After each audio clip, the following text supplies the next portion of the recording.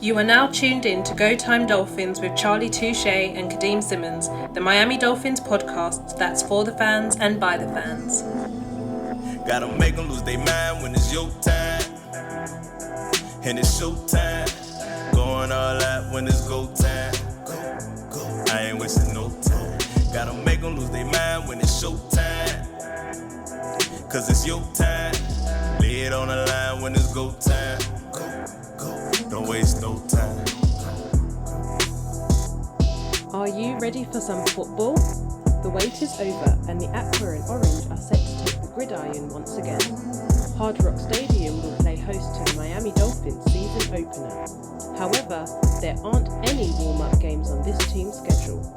The New England Patriots look to play spoiler to the long-time division rival, and with an important divisional game to take place so early on in your schedule, don't expect anything less than an AFC East slugfest. Fins up, Fin fans. Now back to Charlie and Kadeem. Before we delve into week 1 of the NFL season for the Miami Dolphins, Thursday, September 8th was one of those where would you moments for anyone who's, English, lives in the UK. The Queen of England passed away at the age of 96 after being queen for like 70 years. I was on my I was at a soccer game, football game, West Ham, and news filtered through that she had passed away. So I know a lot of not just people in the UK, a lot of people around the world, saw the Queen as something quite special, and her time has come to pass. So thought we'd open up with that. Condolences to her family and to anyone who, I guess, is a royalist, as they'd say. Is when you was in London either time, did you manage to get over to Buckingham Palace at all?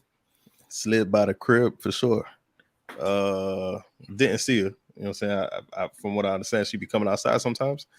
That's like a bet. Like that's a prop bet I'm not willing to take to catch the Queen walking out the crib.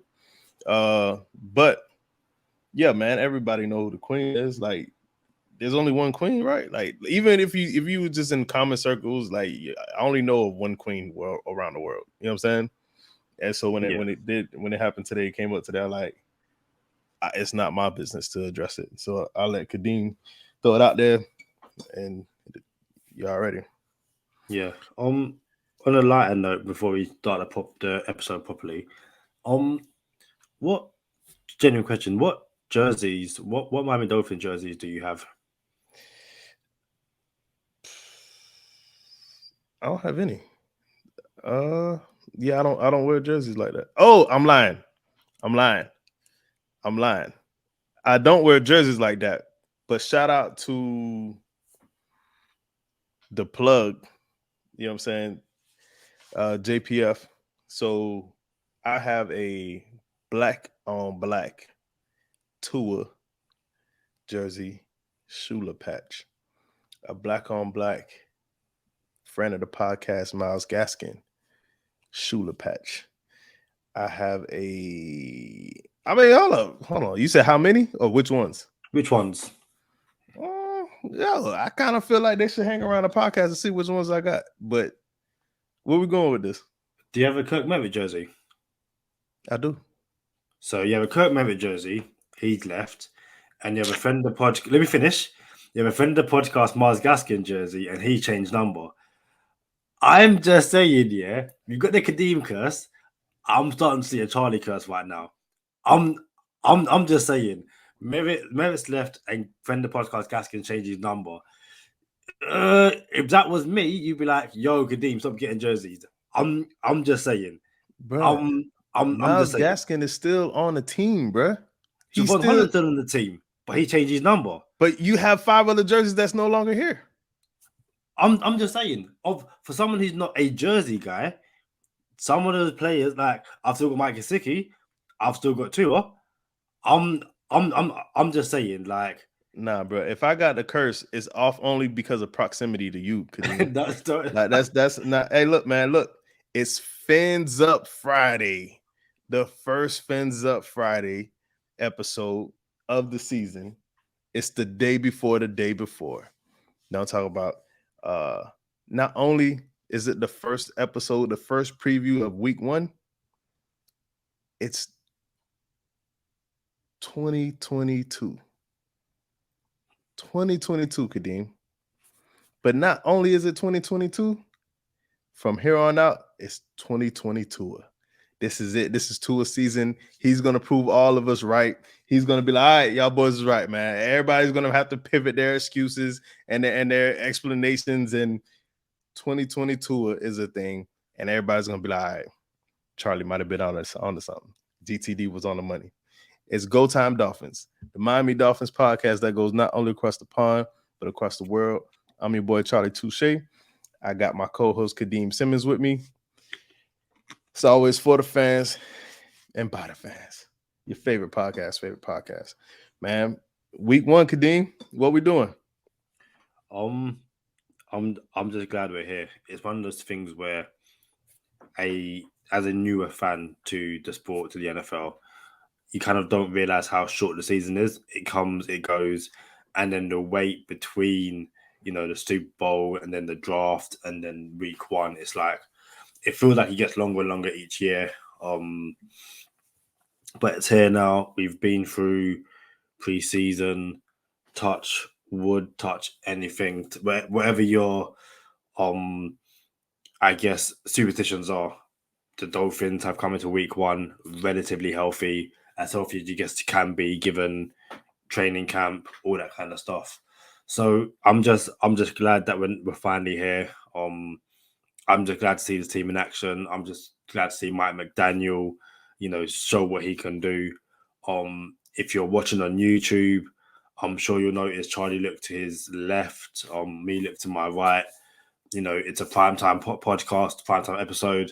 We are literally watching Buffalo against the Rams right now. And it's interesting. Before I hand it back to you, I'm enjoying watching the Rams simply because this is what the Dolphins are going to see in terms of, this Shanahan / McVay / McDaniel, all these, head coaches and play callers kind of do similar things. So seeing the Rams have motion after motion after motion, it's like, can it be the Dolphins now? I want to see Tyreek Hill in motion, Jalen Waddle in motion, Mike Gesicki in motion. I just want to see motion of Miami Dolphins defense, drive down the field, touchdown. So primetime episode for a primetime podcast. And for the solid listeners that rock with us and the solid subscribers, we appreciate y'all. You know what I'm saying? Subscribe on YouTube, man. Like, turn on notifications, comment, chop it up. We'll chop it up with you in the comments. Kadeem is in London, born and raised in London. I'm from Miami, and the time zone, the difference is just crazy. So we used to record at a different time on a different day. So for everyone who rock with us, they're like, yo, how is it Fins Up Friday and y'all watching the Thursday night football game? Technically, it's Friday in London. So, we missed the international over here. You know what I'm saying? So the way it works is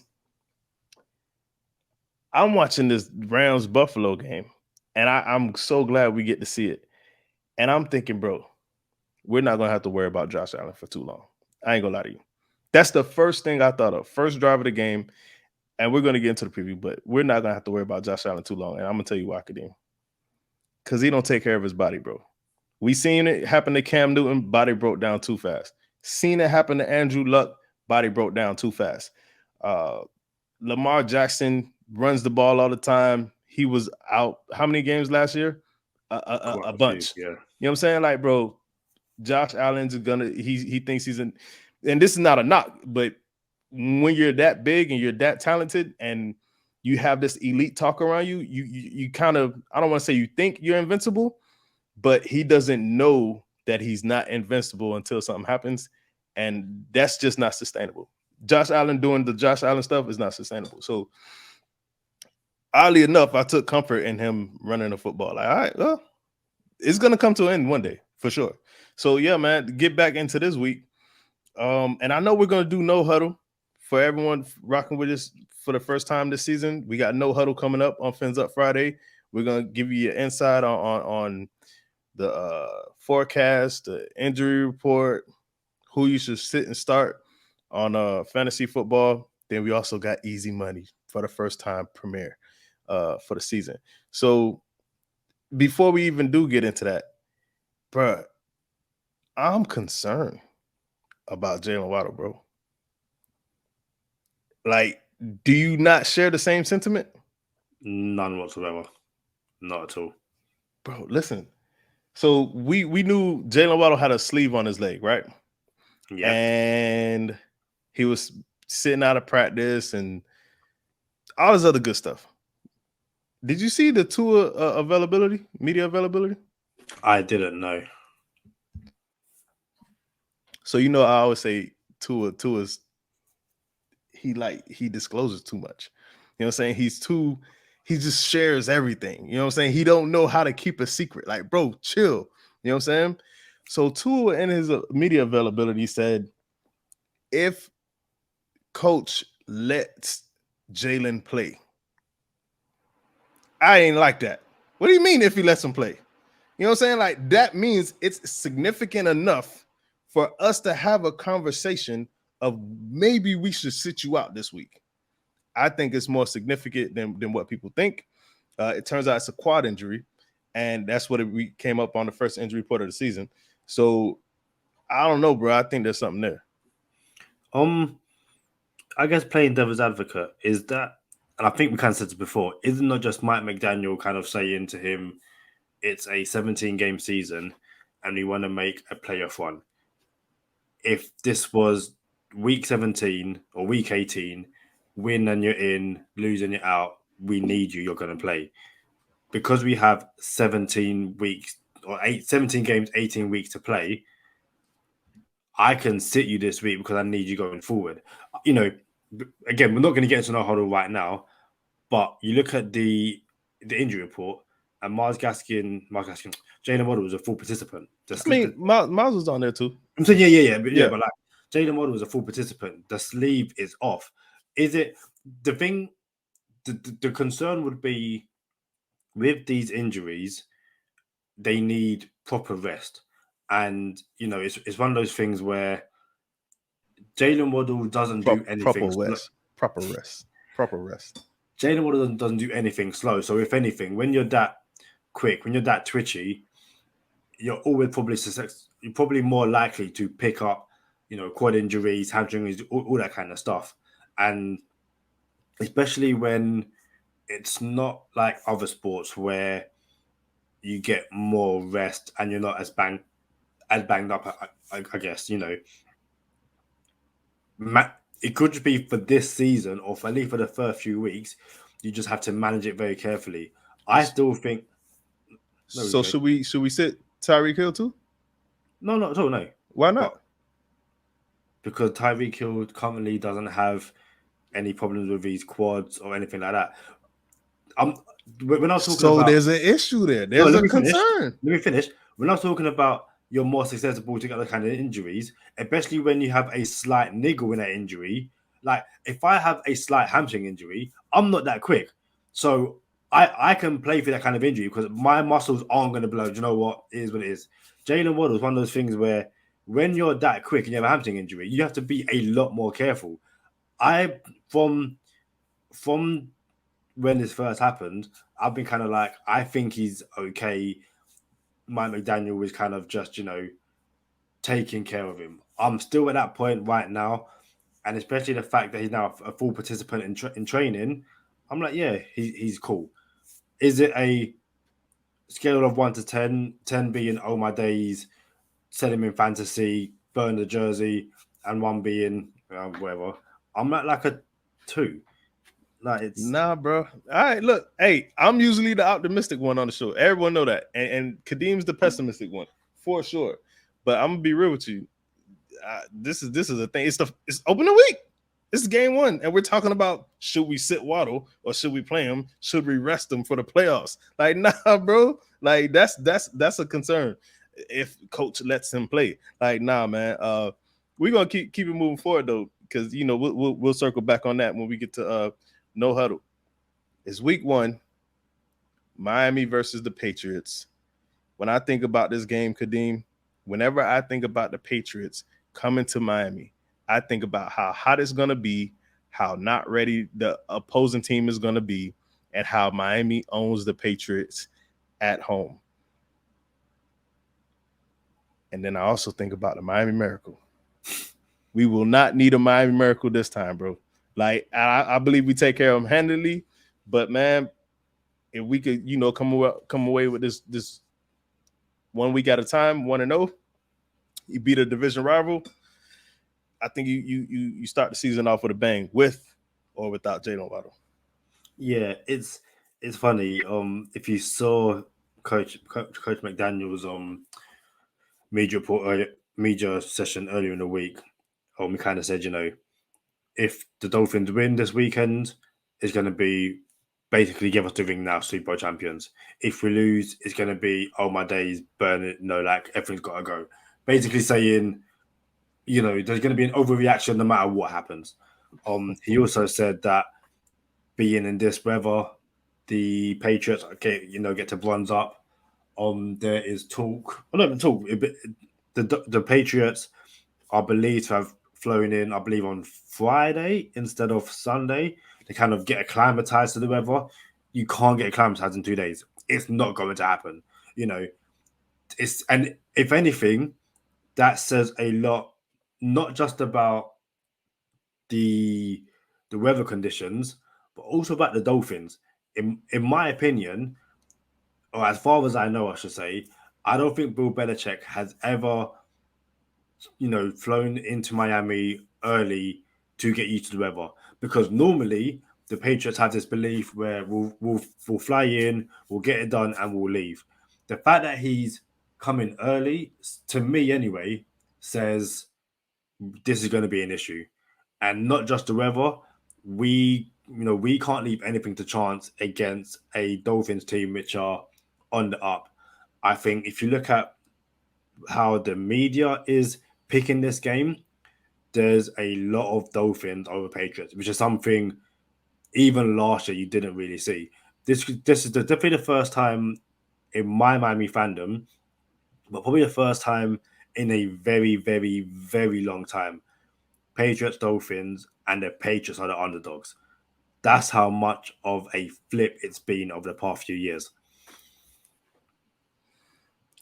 I think that last Patriots game last year was it week 17, week 18, Final week of the season, yeah. It was, yeah. I don't know if we were underdogs then. I gotta believe we were favorite. No. Oh, I guess they were going to the playoffs. So yeah, they were playing for a playoff win too, a playoff berth too. Dang, that's crazy. Now that you think of it. Oh man, but it's crazy that you say that, because I don't ever see the Patriots as a threat anymore. Like, bro, we're gonna beat the Patriots. You know what I'm saying? Like I said, we're gonna beat the Jets for the next 10 years. The next 20 times we see the Jets, we're gonna beat them. And I'm betting on it, and I'm gonna prove it. You know what I'm saying? And I'm close to saying that about the Patriots, but not really. You know what I'm saying? I don't believe in the Patriots, man. Like, if I'm being real with you, there's a prop on DraftKings, shout out to DraftKings, that Charlie Touche took that said Miami's gonna go 2-0 against the Patriots this year. And I had to throw down on that. So I don't fear the Patriots at all, not even a little bit. And I do feel like there's talk about who's going to call their plays. And it's funny because we had that. Was it last year? Was that last season? So we had that last season. Who's calling the plays? Who's going to do this? Who's going to do that? So I do think the Patriots come out stumbling, and I think Mac Jones gets exposed this year. Everybody's high on Mac Jones. Oh, Mac this, Mac that. Nah, bro. Mac, I was going to say some stuff. You know what I'm saying? But nah, Mac is going to get exposed this year, bro. What's interesting is all of a sudden the Patriots in the media are kind of seeing that this up and coming team, and it's like, up and coming in what? Like, they've still got a fairly old roster. Like, it's not like the Bill Belichick is young, he's up and coming coach. It's still the Patriots of Bill Belichick, and it's one of those things where, you know, it's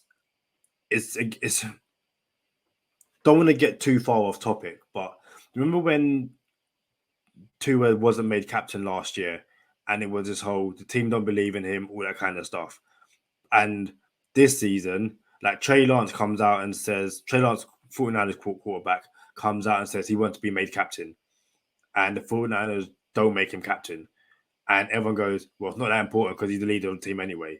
It's this narrative flip, which the Dolphins, for whatever reason, don't get the benefit of. And all of a sudden, Mac Jones in his second year and basically surrounded by a bunch of veterans, including Devontae Parker, they're an up-and-coming team. But Tua, at no point have the Dolphins been an up-and-coming team over the past few years, which makes zero sense. How can the Patriots be up-and-coming after making the playoffs last year and have a fairly middle to old roster? It makes zero sense. So, what do you to kind of bring back to the Dolphins? What do you make of Teron Armstead putting Tua in touch with Tom Brady and saying Mike McDaniel? Hey! Don't ever say that again, bro. Drew Brees. So apologies. Don't ever say that again, bro. Yeah, see, I'm fine with saying Tom Brady, but I didn't mean to get the two names mixed up. Hey, you know what? That's cool. You could say his name. I just won't. I won't. Yeah. Yeah. What do you make of that connection? And then Teron Armstead saying that Mike McDaniel reminds him of a young Sean Payton. So to be clear, Teron Armstead said he was going to put Tua in contact with Drew Brees when he came to the team, and apparently it happened recently. And everyone knows that Drew Brees is the right-handed Tua Tagovailoa. You know what I'm saying? So listen, man, I like it, and I think Tua's going to have a better career than Drew Brees. At me, I'm just saying. So when it happens, y'all know where I'm at, and y'all could come see me until it happens, and I'm here for that. So I think it's cool. You wanna soak up as much as you can from as many people as possible too. And then Tua did talk to 12 when he was in Tampa. You know what I'm saying? So they chopped it up, and he said I'll keep that conversation between himself and 12. So you want to soak up as much as you can from as many people as possible, and to know that Tua's comp is Drew Brees, I just cannot wait. And week 1, what better time than week 1 to you know what? Tua's 3-0 against Belichick. And then Coach McDaniel also said there isn't a bigger discrepancy in total wins and losses, basically, with in league outside of Belichick and McDaniel. And McDaniel said that would be a big deal if we were running the Oklahoma drill. But we're not running the Oklahoma drill. You know what I'm saying? Like, we're not running the Oklahoma drill. And shout out to anyone who has played or knows in the drills of football. Like, you just automatically see, like, it's just hilarious. And it's so funny how Coach McDaniel is this vivacious guy that so wears he's charismatic and loquacious, and everyone just likes to hear him talk. But now it's like the internet just hate the Dolphins. Oh, I don't like Coach. Like, it's like split down the middle somehow. Like, half of the internet doesn't like, not Dolphin Twitter though. This is national Twitter. Like, they don't like Mike McDaniel because he talks too much and he's outside of the box. He's not the norm. And then the other half is like, y'all always talk about coaches give you generic answers and y'all don't like him for that. And here goes a coach that breaks the mold and gives you himself, and now y'all don't like him for that. So man, bro, listen, people gonna hate the Dolphins for whatever reason, but I can show you this, Kadeem, they're gonna hate us a lot much more when it comes down to the end of the season. Did you see, and you're genuinely busy, so you might have seen it. Did you see some, I think it was a Patriots beat writer or whatever, and said that the Dolphins aren't going to basically respect and get behind McDaniel because he doesn't like an imposing figure and all that kind of stuff. It's like, no, I didn't see that. I don't know if I wanted to see that. But the thing is, and people are just like, Bill Belichick isn't an imposing figure. Like, But it's Are 30 of the other coaches imposing figures? Like I can't even think of any right now. yeah, like it's absolutely stupid. Listen, it's one of those things where Mike McDaniel is a coach who can connect with players. If you can connect with players and you can win and you don't disrespect him, you're going to be okay. For example, it's come out this week that Tua didn't put himself forward as captain last year because the way to become captain, you have to do this rah-rah speech. And like, I ain't doing that. Like, that's not me. And he said that basically the team vote for him was great. Brian Flores, from the outside and from what we heard at the time, was this, hard coach, but everyone respected him and all that kind of stuff. And then as the time went on, it's just like he was not everyone loved him the way that everyone thought he did. If as long as you like I said, as long as you respect your players, treat them with respect, you don't disrespect them, you don't treat them like kids, and you win games, you can be 4'9", have glasses and an Urkel beard or whatever Urkel looked like. They're going to love you. Do you know what I mean? So yeah. Bro, anytime you got an audition to be a captain and walk in line around the facility, I wouldn't want no part of that either. You feel me? And to put the button on this Tua thing, the guy don't ever post anything on social media unless it's some type of sponsored stuff, right? The man finally put a post on IG, said year 3, week 1, let's go. Right? Fins up. He should have said it's go time. But my dog, you still my dog. All kinds of support from the teammates. Tons of teammates. Raekwon Davis, Waddle, Duke Riley, friend of the podcast, Brandon Jones, Blake Ferguson, Agba, Robert Hunt, friend of the podcast. Bro, everybody like, let's get it. You know what I'm saying? Turn me up, Oos. You feel me? Like, look, bro, we ready. So for everyone who was on no one wants to play with Tua. Oh, they don't really rock with Tua in the locker room. Oh, the team is split on Tua. Come on, man. Vibe. The man got a raw deal in year 1 with Fitzpatrick. I believe he should have sat, and he should have sat the whole year. Fitzpatrick was playing good. Fitzpatrick would have made his first playoff appearance with the Dolphins, and Tua got a raw deal, and that split the team. Like, yo, we were doing fine. That's bad coaching, by the way. Like, we were doing fine. Fitz was there, and it was always Fitz, Tua, Fitz, Tua, Fitz, Tua. Turns out, looking back at it, Flores didn't want Tua anyway. Second year, you got Tua, Watson's coming, trade deadline, all the trade talks, Watson this. There's a moonlight dinner where Ross talked to Watson to try to get him to come to the raw deal. Watch what's about to happen this year, Kadeem. Just watch what's about to happen this year, bro. Like, matter of fact, I guess we could get into to our season predictions. You know what I'm saying? Because we got a lot of stuff coming up. We might as well get this out of the way now. Season's prediction. I think we had I think I changed mine. Mine was pretty reserved earlier. But so we'll go with yours first. Season prediction. What do we go for what's going to be our record by the end of the year? I believe I went with 12-5. And I genuinely wanted to go higher. The reason I settled on 12-5 was until the Dolphins prove otherwise, I still think we're going to get the situation where the Dolphins win games that they shouldn't, and the Dolphins lose games that, again, that they shouldn't. So I can't remember exactly what defeats I definitely gave them, but I had 2 defeats against the Bills. I still think the Dolphins can split the Bills, but again, until you can beat the Bills, I don't think anyone can really argue with anyone having the Bills go 2-0 against the Dolphins. So those 2 games I had Packers definitely, and then like I said, there'll be a game. I can't. It won't be Patriots. It won't be Jets. But games like the Bengals, Ravens, it will not be the Steelers. So it'll be a Bengals, Ravens, and someone else. I was like, the Dolphins might lose a close one. I don't see the Bengals at all. I don't fear the Bengals, not even a little bit. Bro, the clock, they had their little Cinderella thing. The slipper came off. It's a wrap for these boys. They about to turn from tigers into kittens.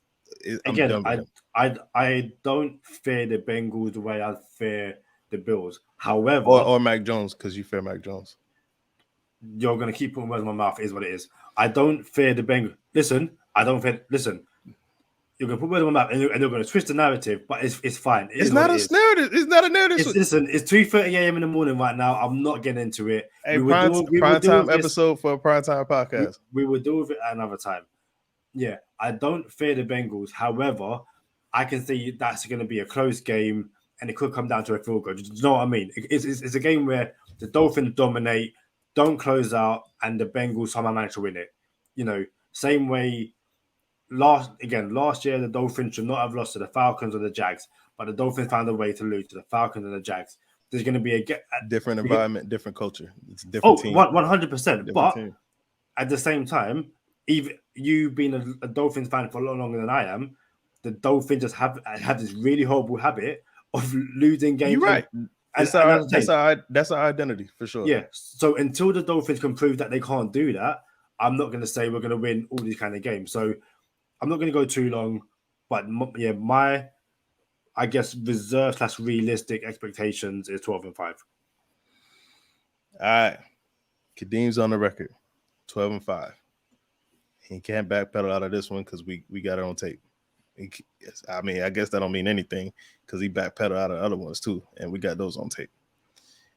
You think kids that are like 14 years old know what tape is? I saw a video of these two young black girls go like, "Oh my God, I can't believe it," over a telephone, like over like a landline, going, "Does it work?" And then like typing in the numbers and going, "Oh my days, it rings." I'm like, "Oh my days!" Like, you know, that's how shame. That's how sorry, yeah, yeah. So tapes, you know, CDs, DVDs. I don't think my son, if I showed him what a tape was, he'd be like, "I have no idea what it is." Your son is like 6, bro. Yeah, okay, but how old is your son? My son's 7, but like my sister, okay. So my younger sister Simone, she's 14. That's the one we need to ask these questions to. I reckon she might know what a tape is because she's seen one on like a TikTok. Bro, is it possible to get an Ask Simone segment? Like we can ask Simone. We can do. I can't wake him up right now, but no, we not. Yeah. It's 2:30 in the morning. We can't wait. We're gonna ask Simone. Oh, this is. I mean, y'all got payphones over there. Y'all got the famous payphone booth. You know what I'm saying? We don't. Payphones is a thing that's out of date. Get back to the show, man. We'll button up the Ask Simone segment. But listen, I am as rational as they come as a Dolphin fan. I call it like it is. I don't like being biased. I tell it like it is. You know what I'm saying? And I understand the Dolphins will beat teams they're not supposed to beat, but I also understand that we will lose against teams that we're not supposed to lose to. I'm going on the record. Dolphins are going to be 14-3 this season. 14-3. I'm on the record. I had us going like 12-5, 13-4. I said, nah, bro. We answering the bell this year. And I know everybody's going to call me a homer, and everyone's going to say you drinking the aqua and orange Kool-Aid. You drunk the Kool-Aid. Yeah, all right. I get it. Hear me out, though. There's a chance that Buffalo beats us twice. We'll probably lose to the Chargers because that there's a away stretch back there. We play San Fran, then we play the Chargers. We stay out west for 2-3 weeks. You know, I could see a game getting tough after that, maybe. But the reason why I'm going 14-3, bro, I think we go 14-3, and okay, we can split Buffalo and then lose to the Ravens, even though I still think we could beat the Ravens. You know what I'm saying? Like, all these teams, I think we could win. All these games, I think we could win. But here's my thing. There's a chance we go 14-3, lose to Buffalo twice. Buffalo ends up with the 1 seed because they win the division and they have a better they win the tiebreaker against us. And they go 14-3 or 15-2. And then lose to Buffalo in the playoffs. Hey, bro, do you know how sour I would be if we get beat by the same team 3 times and we went 14-3, bro? You know how sour I would be, bro? That's a realistic possibility. I know everyone's gonna be like, man, Charlie, I rock with you before you said 13-3 because you was really realistic, and we rock with the podcast because you guys don't pull up out of this world numbers and stuff. But listen, I'm telling you, it's okay to drink the Dolphins Kool-Aid, bro. It's 2022. 2022. I'm telling you, like, we here now. They old news. Hey, Kadeem, bro, you got anything else before we go into no huddle?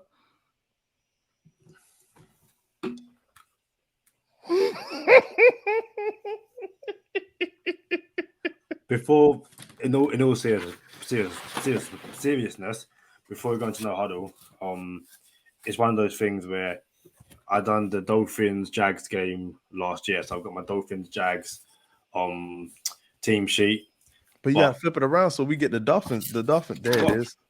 There it is, like that. That's how we got to see the Dolphin side. Yeah. You got the Dolphins defense there. But it's got the Jags logo on it. Yeah. So that's what we want right there. The Dolphins I've logo. also got a Miami Dolphins press notes. That works too. And this is for anyone on YouTube.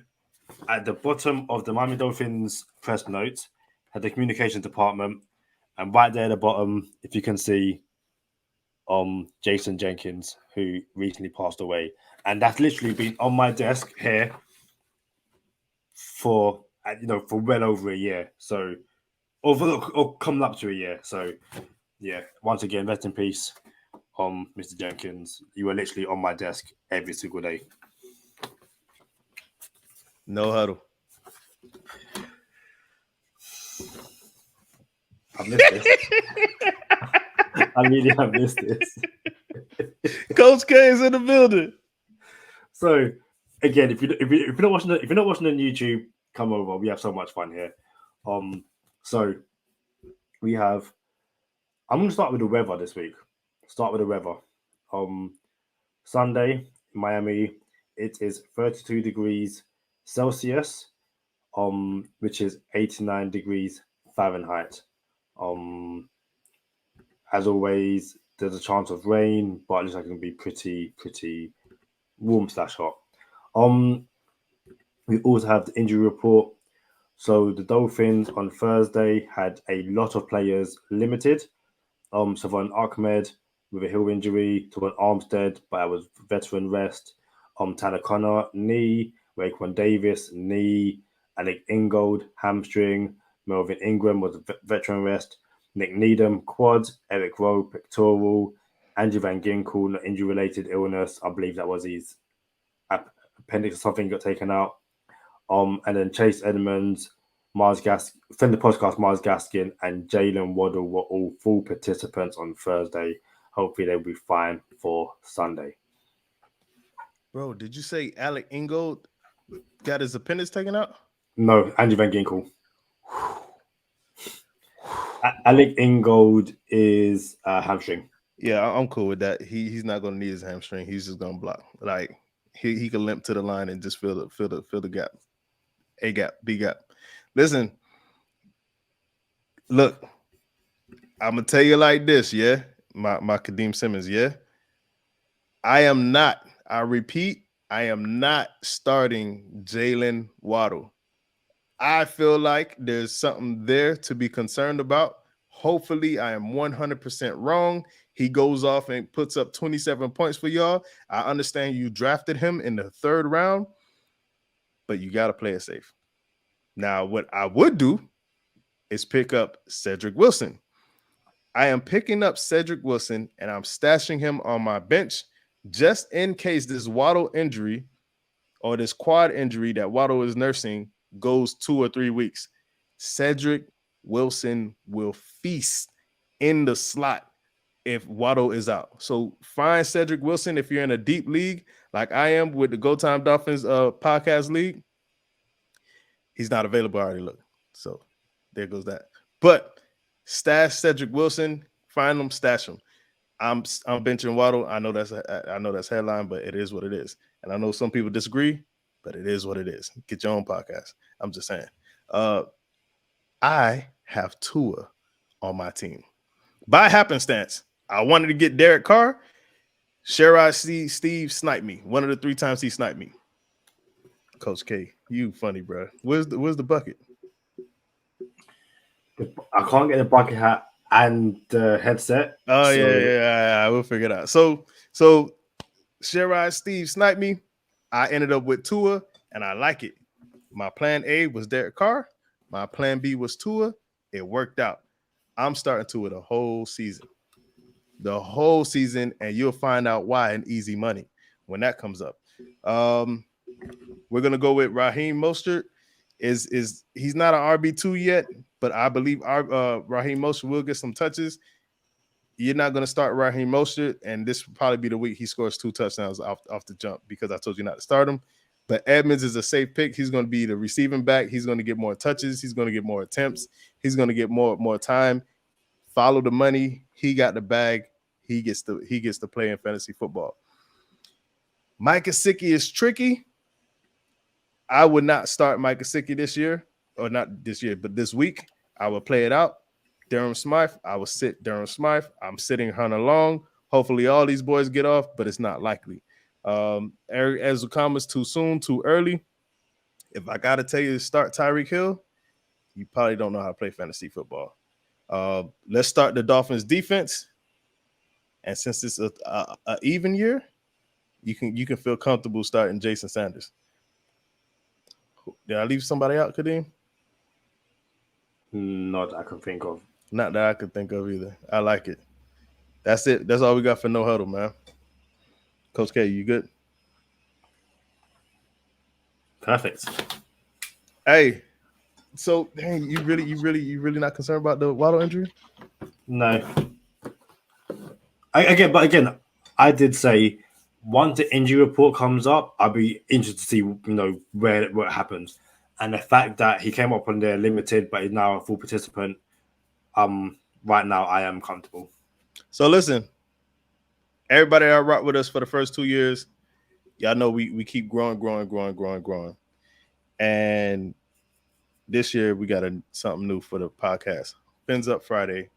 We got a new segment called Easy Money. And what better to have than an expert himself from DraftKings than DraftKings Jason. Welcome to the show, DraftKings Jason. We appreciate you rocking with us, man. How you doing, guys? You good? Hey, primetime episode for a primetime podcast. I know it's like 3:00 in the morning over there, but you still came through for the team. We appreciate you, man. Always gonna come through. I thought he nodded off. Same. So what's up, man? Tell us how to get to this easy money, man. What are some bets that we should be looking at this week? Okay, so it's been a busy week. Obviously, lots of action. Lots of people wanted to bet on week 1. But let's talk about Miami. It's going to be interesting, as you said in your huddle part. We've got Chase Edmonds and Mostert. Who's going to get the load? Probably going to be Edmonds, but I'd be surprised if Mostert didn't get his fair share. We don't know where Gesicki's going to be. I think that Waddle is healthy. I think he's fine. I think they bubble wrapped him. He was a full go today. I think he'll be just fine. But then again, where do the targets go? So the only thing I like out of all of that is our man Tua. He's the one that's going to be. I mean, I saw a Patriots beat reporter talking about how Patriots always will just drop when they're playing players like Hill, like Waddle. They're just going to drop deep, and there's just going to be so many dink and dunk opportunities, and those yards will just rack up. So I'm all over Tua this week, buying his yards, going over. So that's where I'm at. So, I had to get in on the action, Jason. Is there an alternative game line that you like this week? What, spread, like from the it's whole spread. slate? Yeah, Or, no. for the Miami game, yeah. Miami game. I In the honestly spread. think we're going to put up a lot of points in a lot of games this season. I mean, I wouldn't go as far as taking like the -10, but if you keep under those key numbers, if your key numbers would be 3 for a field goal, 7 for a touchdown. So if you want to take like a -9 or even a -6.5, get a bit of extra juice on your money. But I mean, Miami were -2.5 for most of the off season, and in the last 2 weeks we've moved to -3.5 now. So the support is for Miami. So yeah, the -6.5, -9.5. So That is some good odds for you. So DraftKings currently has the same gameplay where you can put a couple bets together and parlay them. And I'm gonna be honest with you, I like us to go over. I like us to win by more than a touchdown, and I also like us to put up over 24 points. I think I couldn't even find a comfortable place to where I can say, "Oh, Patriots under." Like I don't know how many points the Patriots are going to score. I'm not even lying to you. Not that, and I understand I have to take my bias out of there with McCorkle Jones, excuse me. You know what I'm saying? But at the same time, I think this is not a close game. I think we blow them out. And if you're feeling lucky and you want to take a same game parlay, and you feeling lucky, take the Dolphins over 7, take the Dolphins over 24 points. And throw another one in there with Dolphins halftime and Dolphins finish, and then that'll give you a nice little weekend money too. Hey, Jason, we appreciate you, bro, for coming on, man. If you want to hang around for bonus time, you already know. You good, Kadeem? Yeah, I'm good. Yeah. Bruh, y'all know what time it is, man. We out here. Wait. I just asked you if you was good, bro. Yeah, I'm good. We're gonna finish, but it's a game preview, and new thing, dude. Break us down, like, dude. I've got up already. You're gonna break us down, and you're gonna break us down right. So, if this is the end, let's do it properly. Let's get ready for the game. All right, man. Let's break it down. Hey, it's week 1, fellas. One game at a time, one play at a time. You know what we got to do, man. We got the opposition in front of us. At the end of the game, they're going to be behind us. Dolphins on 3. 1, 2, 3. Fans. Y'all know what time it is, man. Stay positive. Test negative for Kadeem Simmons. DraftKings Jason, I'm Charlie Touche. Thank you for tuning in this time. Make sure you catch us next time on Go Time. Alrighty. Gotta make them lose their mind when it's your time.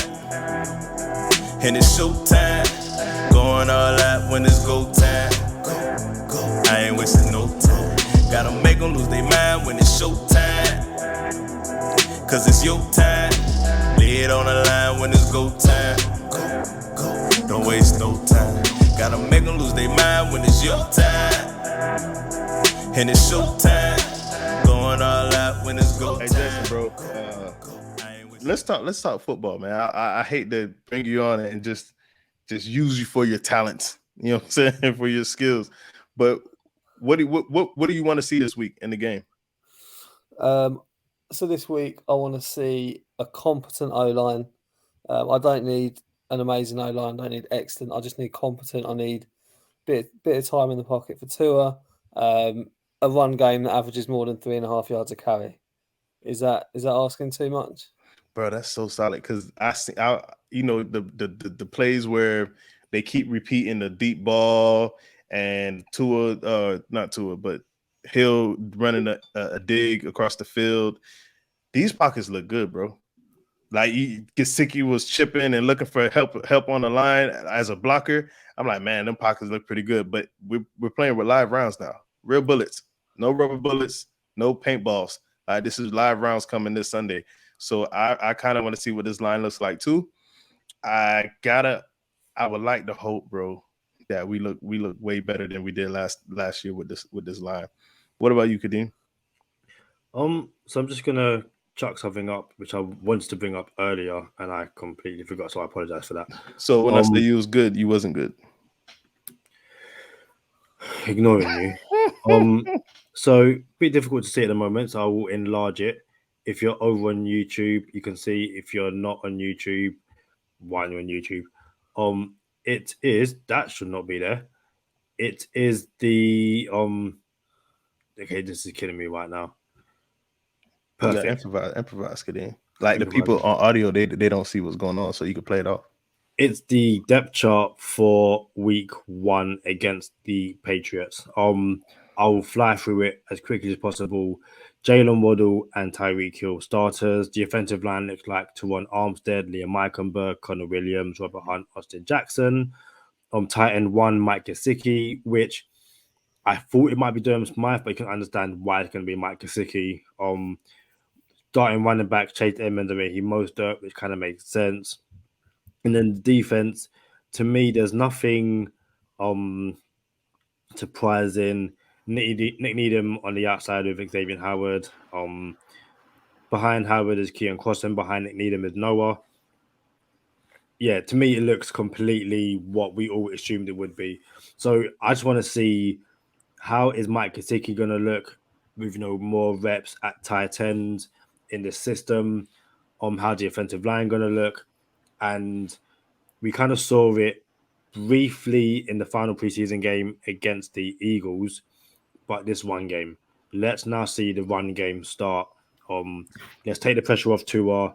Let's have people, let's have defenses trying to the run to open up the passing game, and then how football should be. Jason, what do you make of the depth chart? Yeah, I said not a lot of surprises. I mean, the Gesicki Smythe thing. I think Gesicki was always going to be the number 1 tight end, but it's just how often he actually gets put in. If we need him in there to block, whether they just use Smythe and then bring Gesicki in on either 2 tight end looks or where they are going to roll him out. But I mean, he has been working on his blocking all last season, so maybe there is something there that McDaniel likes and thinks he is going to be good enough to use in there. I don't think there's any other real surprises, but as you guys said, I mean, it's just we try and dull down our fan bias when doing this, and looking at it through sort of rose-tinted glasses, it's still tough to see. Our teams are going to stop us if we can just keep that pocket clean. I mean, with get the run game going, and then the play action for Tua, he's just going to keep getting first down after first down after first down, and that's what I'm looking forward to. I want to see us put up points. I want to see us get in front, keep the pedal down. I want to see us actually beat some teams. So I said this last year. I thought if we ever get over 25 first, we're always going to win.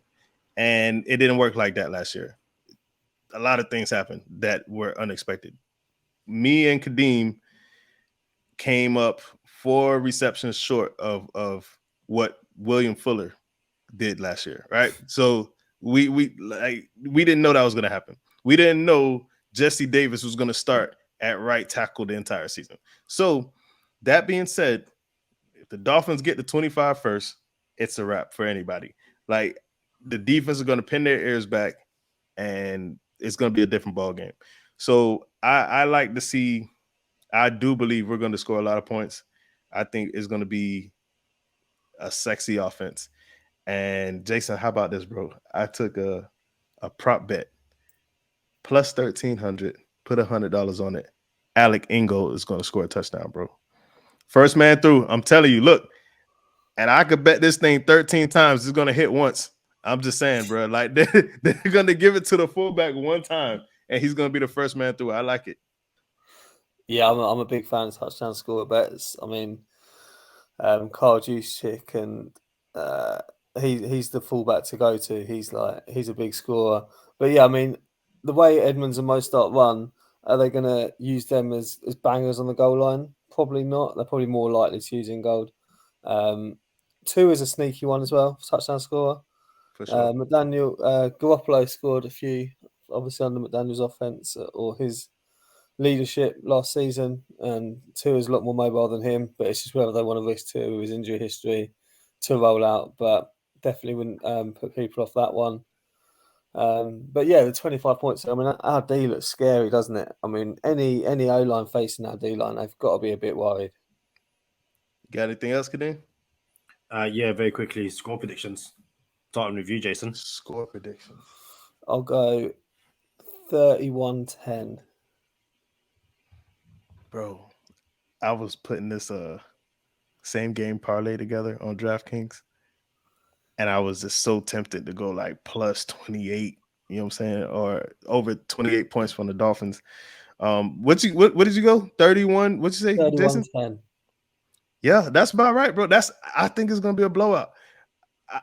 I couldn't even find a under I was happy with for the Patriots. I'm like, how are you gonna score 20 points on us? Like, how are you gonna get to 17? I couldn't even see it happening. So I'm gonna go. Let's go. I'm going 28-17.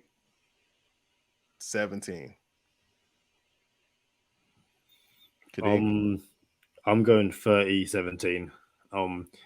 And that last touchdown is going to be like under 2-minute warning in the fourth quarter. Like, again, it's one of those things where if the defensive line gets going and Nick Needham plays well, like X has an interception. Like, we know that's going to happen. Javon Holland, friend of the podcast, Javon Holland will probably get one.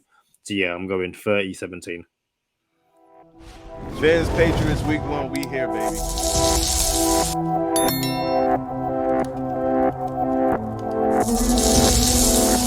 Boozy.